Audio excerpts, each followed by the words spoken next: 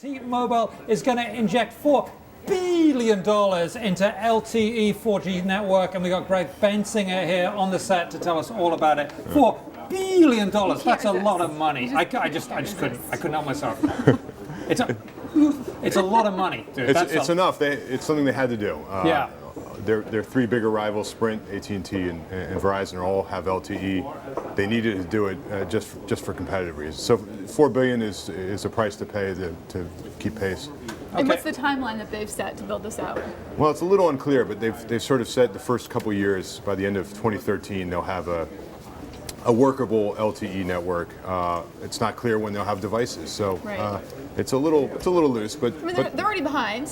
But on one hand, they've said, well, we were waiting for this big potential deal you guys may have heard of to go through, yeah. And so they were sort of in this this impasse. Yeah, right? It was a hold pattern. Yeah, they were hoping that they're sort of a scorned lover. They wanted AT&T to take them out.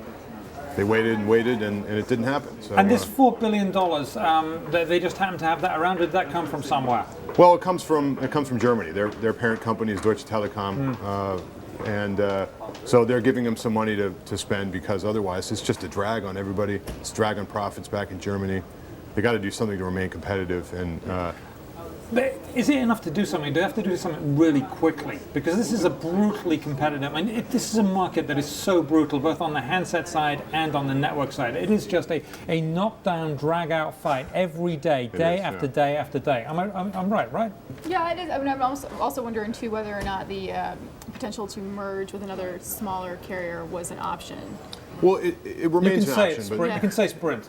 Well, yeah, or you're also looking at maybe something like Metro PCS, or basically at this point, everyone's just looking for spectrum. They don't necessarily need to partner with somebody that already has this network built out. They just want the spectrum to start with, right? That's right. But we've seen that the regulatory environment isn't particularly favorable right now to mergers. It may make everybody sort of think twice about pursuing a big merger deal, and even with smaller carriers. Now, it's pretty bad news in here. T-Mobile on Thursday said it lost 802 sought-after contract wireless customers in the last year's fourth quarter. That's a lot. That's right? 802,000. Yeah, 802,000. Sorry, did I say 802? I meant 802,000. 802. I don't think they'd have noticed. 802,000. That's basically almost a million.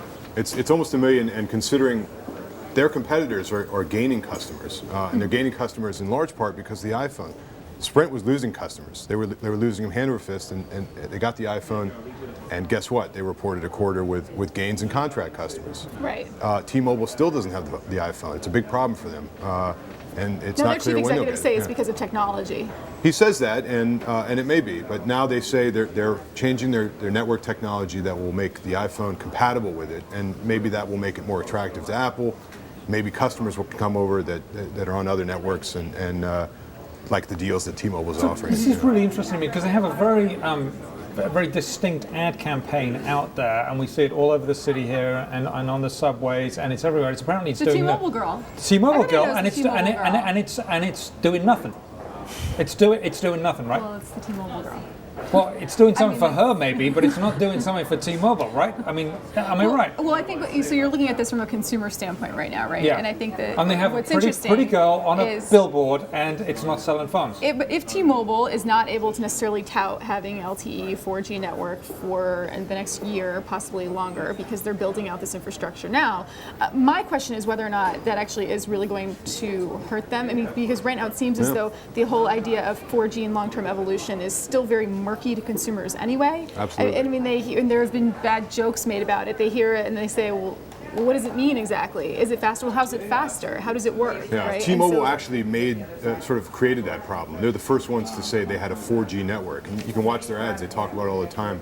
But it wasn't 4G as some people thought of it. It was sort of a 3G plus, and they confused the whole marketing issue. 3G plus, yeah. I love it. It's so diplomatic, isn't it? Well, it was sort of an upgrade. I know.